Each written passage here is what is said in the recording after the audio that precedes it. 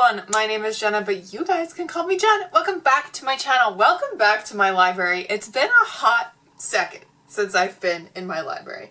And I have a feeling that, well, no, I don't have a feeling. I know that that is distinctly because I am terrified I'm going to break my hand again being in here.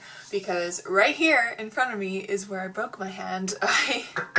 Mom has a weight bench right here and I snapped my hand against this metal bar that is in like the vicinity of my hands, and I talk with my hands, so this is fun. But that's not the point of this video. But I'm back in my library because I figured it was probably time to be back in front of my beloved books to film a video that I'm pretty excited about.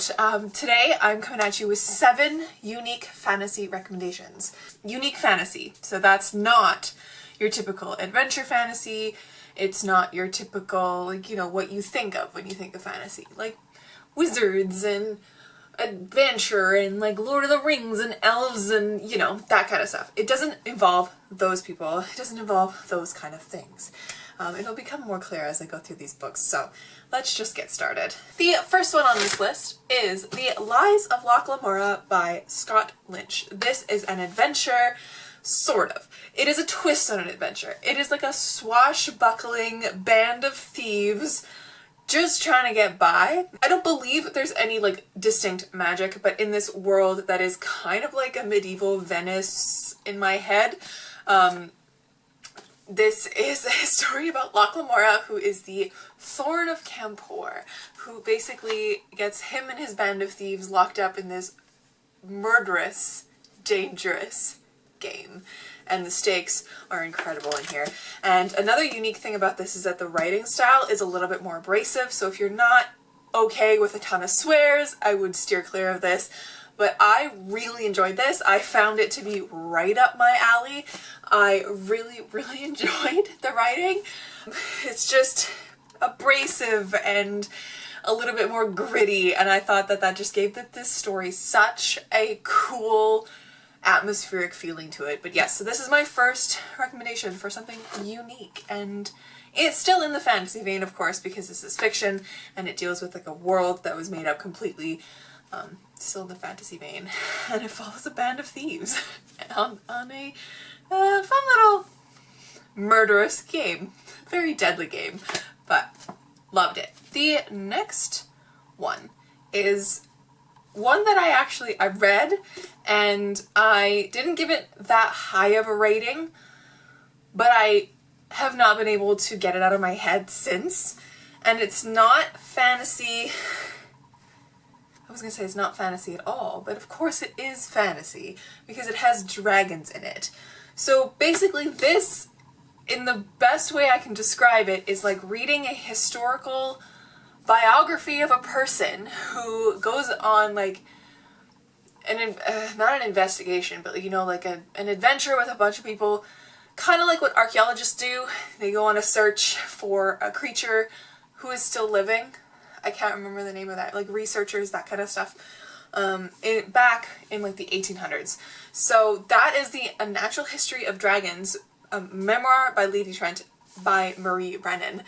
So it is a memoir of this woman named Lady Trent, and she goes on this adventure. There's a better word for this. What is it called? Expedition? I think that's the word. Expedition to find dragons. So this, if you eliminated the dragons and put it in like a context of normal animals that we actually have in the world today, it would not be fantasy. So the only fantastical element of this are the dragons, and I think that is such a cool way to have a fantasy world. And it is very easy to read. I read this in only a few hours, and it's really lovely because throughout this book there are images of the dragons that they capture. So it's kind of like a science-y, fantastical, historical biography. And I think that's such a cool branch of fantasy because it takes like a typical fantastical character like a dragon that is like the most quintessential creature in fantasy and puts it in a situation that is so familiar to us today, because people in this world go on expeditions, and where they, at least in history, have done so and found fossils or creatures and brought them back, which is obviously not that great. But it's like, it's a familiar thing. Like, we know this because of science class, of history class, and that kind of stuff. So it's taking that and adding fantasy to it and making it readable, and it's so cool. I highly suggest you pick this up if you're interested at all. Definitely do. So the next one I'm a little bit iffy about including on this list, but I wanted to also include a few YA fantasy suggestions, because I know a lot of people on the internet really love YA fantasy. I was one of those people. I've kind of fallen out of favor with it because there's just a lot of really similar stuff out there. But this one in particular is incredibly unique in its style. So it is pitched in a way that sounds very familiar to us and is can be considered quite normal and something that is very popular in the fantasy genre. And that is Crown of Feathers by Nikki Palpretto. So in this one we follow some Phoenix Riders who are two sisters. One of them is very soft and loving, one of them is very hard and cold. These two sisters have animage magic, so they can speak with animals, which is also something that I've never come across in a fantasy novel since, or before this. And they both have the ability to thus become Phoenix Riders. And in this, you would expect like a super high stakes fantasy adventure of like bringing back the Phoenix Riders, but in this, it's a little bit slower. It's more character driven, and it's not slow in the sense of like, oh, this is taking me forever to read. It's slow in the stakes line because it's more character driven. You have a band of characters throughout this that you're getting to know, and it's more of a journey type of novel to get to the place where we end this book, which is like on the cusp of everything kind of happening. So it was really good. I really enjoyed this. And Phoenix Riders, how cool of a concept is that? But yes, that is why it's on this list, is because it's not a typical YA fantasy where there's just all the stakes and drama and angst and all that. It's more of a character-driven, slower paced, but still really engaging novel about Phoenix Riders. It's really cool. Anyways, let's go to the next one. And sticking with what I like to call slow, or I've actually come to think of this as more of a gentle fantasy, and YA fantasy in that vein as well, is the Guinevere Deception by Kiersten White. So, as you can tell, very shiny. So this one is a retelling, basically, of the King Arthur myth, and Guinevere and Arthur, that kind of thing. This deals with Guinevere, who is not a changeling, but she's not the real Guinevere. She's lived in the forest with Merlin, and she basically takes the form of Guinevere, a princess who has died, I believe. And then she goes and she marries Arthur, who thinks he's marrying Guinevere. And she does this to protect him. And so you would think, again, that this would be a very big adventure. It's Camelot, you know, the typical knights and glory and all that kind of stuff. It's not. It's gentle.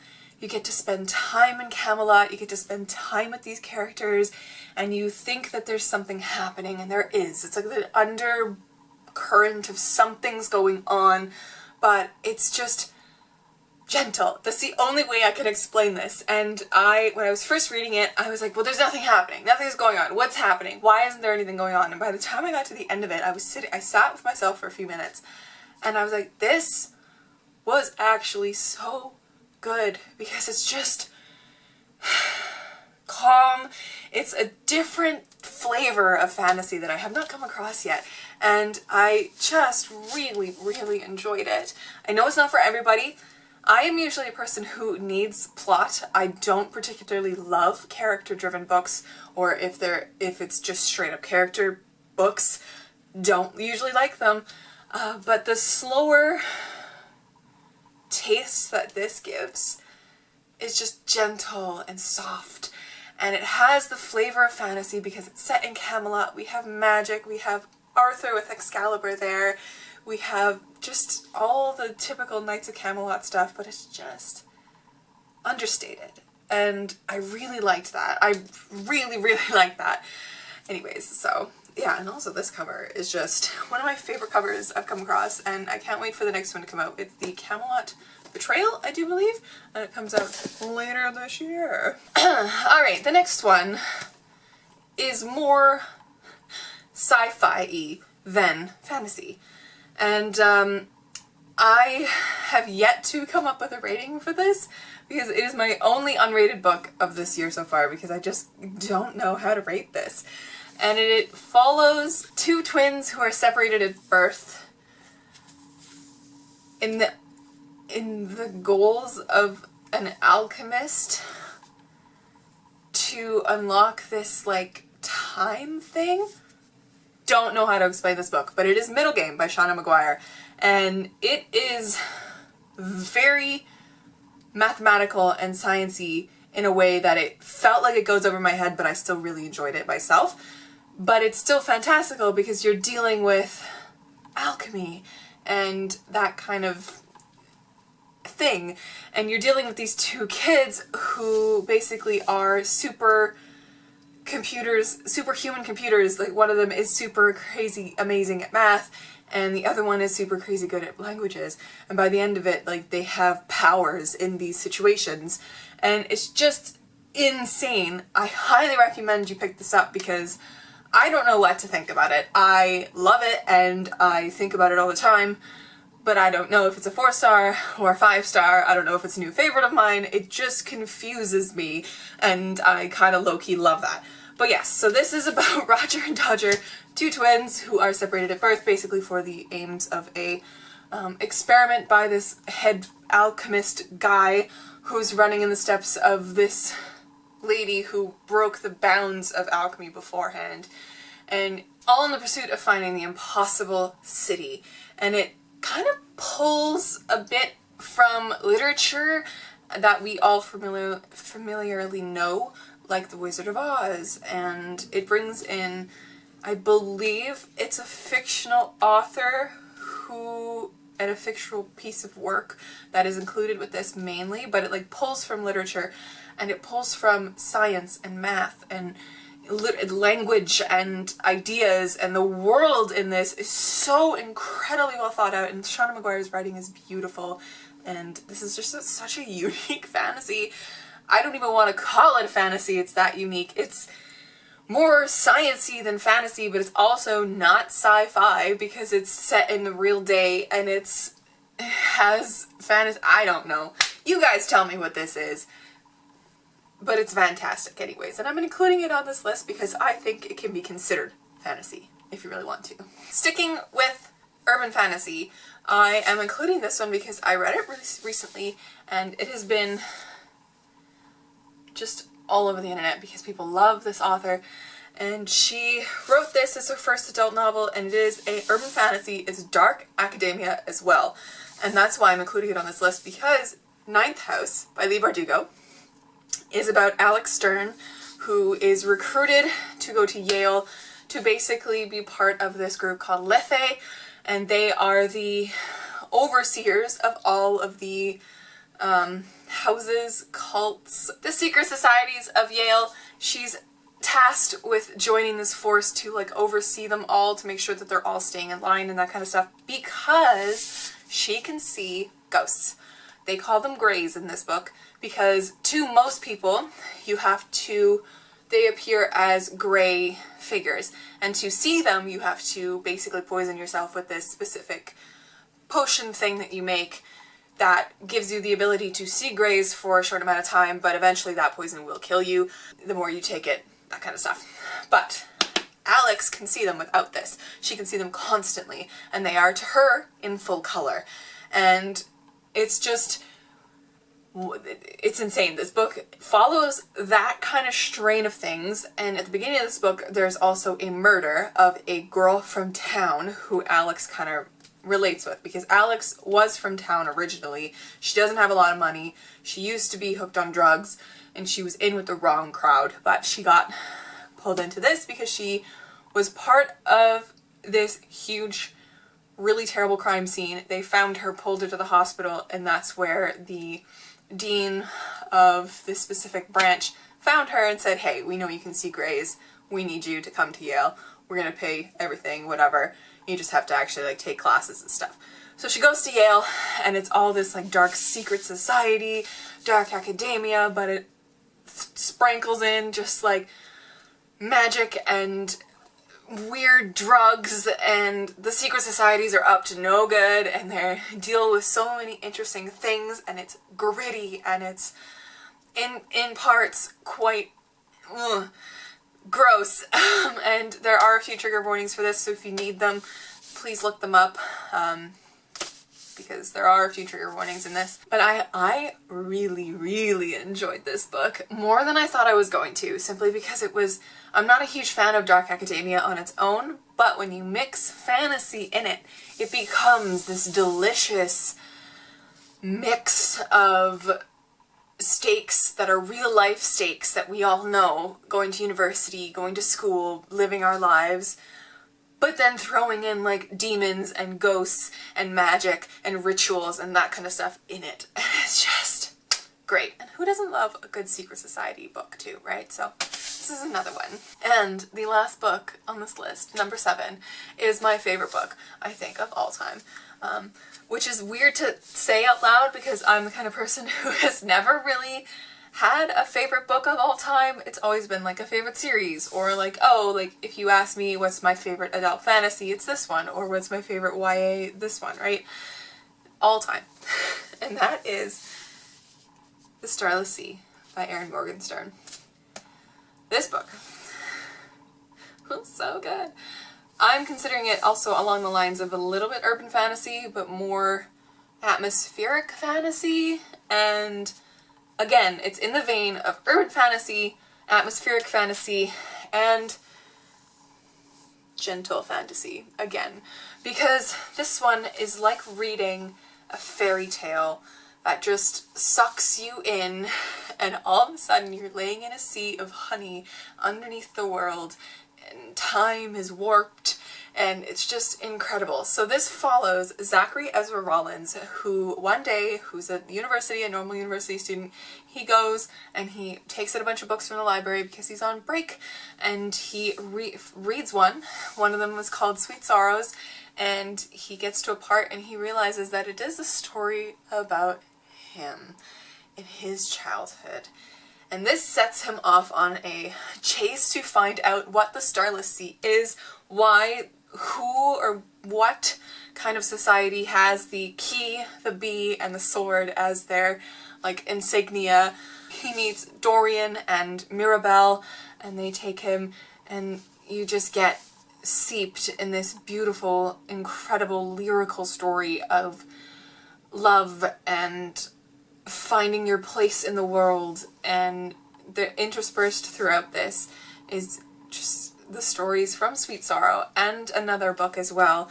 They all mean something. It is like one giant puzzle piece, and you just get twisted and entwined and wrapped up in this gorgeous book. I just love this so much, and I need to reread it like now. I'm currently reading The Night Circus, and that too falls in this vein of just glorious, enchanting fantasy. The Night Circus as well is by Erin Morgenstern. It was her first book, and it's basically about this circus that comes in the middle of the night and only opens in the middle of the night for like 2 weeks, and it's controlled by these people, and there's 2 people, Celia and Marco, and they've been tasked since they were children to be part of this magical, like, game, and it's a deadly game because the only person left is like the person standing, and it just stretches over years and years and years, and it's also a love story, and it's just gorgeous. But I think this is my favorite Erin Morgenstern. There's only 2 out, but this one's my favorite. Her writing is so magical, and I think that also adds to the fantasy realm, is having that magical, lyrical prose to go with it. It just adds something, you know? Oh, I'm just gonna hug this for the rest of this video, which is gonna be very short, but I really hope you guys enjoyed watching this unique fantasy recommendations. But anyways, guys, let me know down below if you guys have any recommendations as well that could fit under the unique fantasy umbrella, because I'm always searching for more books to add to my never-ending TBR. But yes, thank you so much for watching. Make sure to do all that stuff that YouTube asks you to do. Subscribe, comment, and like. Join my little corner of booktube. But I will catch you in another video soon. Stay kind and keep on reading.